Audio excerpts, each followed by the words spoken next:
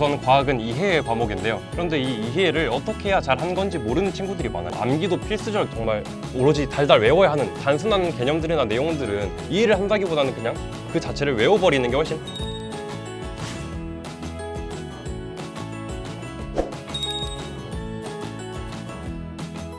안녕하세요. 수박시.com 공부덕후TV의 김광진입니다. 여러분들 중에는 지금 과학을 좋아하는 친구들도 있고 싫어하는 친구들도 있을 것 같아요. 저는 중학교 때 과학을 좋아하는 편에 속했는데 좋아하는 것과 잘하는 것은 다르다고 하죠. 매번 시험을 보거나 문제를 풀 때는 좋은 성적을 받지는 못했던 걸로 기억이 나네요. 그랬던 제가 고등학교 때 1등을 할 수 있었는데요.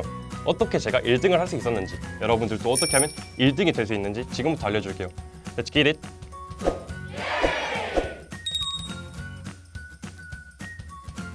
우선 과학은 이해의 과목인데요. 그런데 이 이해가 기본적으로 깔려있지 않으면 결코 과학을 좋은 성적을 받을 수가 없어요.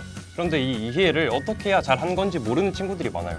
제가 부력을 예로 한번 설명해 드릴게요. 흔히들 부력이라고 하면 그냥 물에서 뜨는 힘 이렇게 생각하시는데 이 정도로만 이해하고 있으면 결코 정확한 이해를 했다고 말할 수가 없어요. 예를 들어서 부피는 같은데 무게가 서로 다른 두 물체가 있다고 해봅시다. 이 두 물체가 물속에 잠겨 있을 때 물로부터 받는 부력의 크기는 같을까요? 만약에 이 정답이 헷갈리신다면 여러분들은 아직 부력에 대한 이해가 아직 정확히 안 되는 거예요. 부력을 그냥 뜨는 힘이라고 이해하는 게 아니라 유체에 잠긴 물체의 부피에 해당하는 유체의 무게만큼의 힘이 물체에 작용하는 것이라고 이해를 해야 해요. 물론 이 말이 굉장히 어렵게 느껴질 수가 있어요. 이렇게 하나의 긴 문장을 이해하기 어려울 때에는 두세 단어 단위로 끊어서 이해하면 훨씬 더 편해요. 유체에 잠긴 물체, 그리고 그 물체의 부피에 해당하는 유체, 그리고 유체에 해당하는 무게만큼의 힘, 이렇게 세 가지로 끊어서 각각의 키워드들을 천천히 한번 이해해 보세요. 이걸 이해할 때에는 상상력도 굉장히 중요한데요. 그래서 저는 부력에 대해서 이해할 때 제 머릿속으로 직접 상상을 해봤어요. 머릿속으로 이렇게 수조를 그리고 거기에 물을 따라 넣어요. 물을 넣은 다음에 거기에 물체를 넣어야겠죠? 그러면 머릿속에서 이렇게 물체가 둥둥 떠있는 모습이 상상이 되는데요. 이때 물체 부피가 커졌을 때, 그리고 질량이 작아졌을 때, 아니면 물이 더 많아졌을 때 이렇게 여러 가지 변수들을 고려해가면서 최대한 생생하게 상상을 해봤어요. 저는. 이렇게 여러분들도 따라해보면서 상상력을 키운다면 상상력이 이해력과 직결된다는 사실을 여러분도 직감하게 되실 거예요. 지금까지 이해에 대해서 얘기를 했는데요.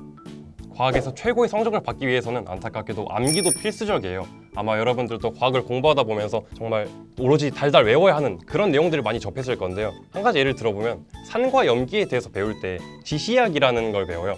지시약 중에는 뭐 페놀프탈레인 용액 이런 것들이 있는데 이 얘는 뭐 산성, 중성, 염기성에서 각각 무색, 무색, 빨간색으로 반응을 한다 이런 내용들이 있어요. 근데 이런 단순한 개념들이나 내용들은 이해를 한다기보다는 그냥 그 자체를 외워버리는 게 훨씬 단순하고 간단하고 편한 거죠. 이렇게 암기를 해야 되는 양이 되게 많을 때에는 최대한 암기를 잘 할 수 있는 방법을 찾아야 돼요. 뭐 특히 헷갈릴 수 있는 내용들이 많은 부분을 따지면 위에서 말한 지시약, 그리고 소화 과정, 호르몬 작용 과정 이런 것들이 있을 수 있겠는데요. 이런 부분들은 따로 노트를 한 권 준비를 해가지고 거기에 다 정리를 해두는 게 좋아요. 이렇게 정리를 한 다음에 그 내용들을 표나 그래프로 자신만의 방법대로 직접 정리를 해보세요. 그리고 그 표나 그래프를 시각적으로 통째로 외운다고 생각하면 돼요. 그런데 그 표나 그래프를 그냥 계속 보고 있다고 해서 이게 막 쉽게 외워지는 건 아니잖아요. 특히나 저는 암기력이 정말 안 좋아서 이렇게 암기를 할 때 되게 애를 많이 먹었었는데 그때마다 제가 활용한 좋은 암기 방법이 있어요. 저는 주로 A4 용지를 활용을 했었는데 이렇게 A4 용지처럼 아무것도 없는 백지를 준비를 하세요. 그리고 거기에 자신이 외워야 되는 내용들을 한번 적어보세요. 이때 가장 중요한 점은 이걸 적을 때 절대로 책을 보시면 안 돼요. 그냥 오로지 자신의 머릿속에 있는 내용만 끄집어서 그대로 옮긴다고 생각하면 돼요. 이렇게 한번 해보고 나면 자신의 머릿속에 있는 게 뭐고 자기가 헷갈리는 게 뭔지 확실하게 정리를 할 수가 있거든요. 이걸 반복하다 보면 어느 순간 책을 안 보고도 그 내용들을 완벽하게 다 채울 수 있을 거예요. 지금까지 과학공부법에 대해서 이야기를 했는데요. 사실 중학교 과학공부법하고 고등학교 과학공부법에는 정말 많은 차이가 있어요. 고등학교 과학 공부는 수많은 기출 문제들을 풀어보고 계속해서 같은 유형의 문제를 풀어보고 여러 가지 유형들을 다 자신의 것으로 만드는 데 초점이 맞춰져 있어요. 그런데 이 과정이 생각보다 많이 지루하거든요. 같은 문제를 수십 번, 수백 번 풀게 되는 경우가 있을 수도 있어요. 그래서 중학생 여러분들은 지금 당장 성적에 대한 부담감 때문에 과학을 억지로 암기한다기보다는 그냥 과학에 대한 흥미를 키우셨으면 좋겠어요. 지금 당장 성적이 나오지 않더라도 흥미만 있으면 고등학교 때 충분히 단기간에도 성적을 끌어올릴 수 있는 게 과학이라는 과목이거든요. 그러니까 지금 당장 성적에 대한 부담감은 조금 버리시고 문제를 풀기 위한 암기에 초점을 두기보다는 조금 더 개념을, 원리들을 이해하고 깊숙하게 파고드는 그런 습관을 가지셨으면 좋겠습니다. 지금까지 수박시.com 공부덕후TV의 김광진이었습니다. 끝!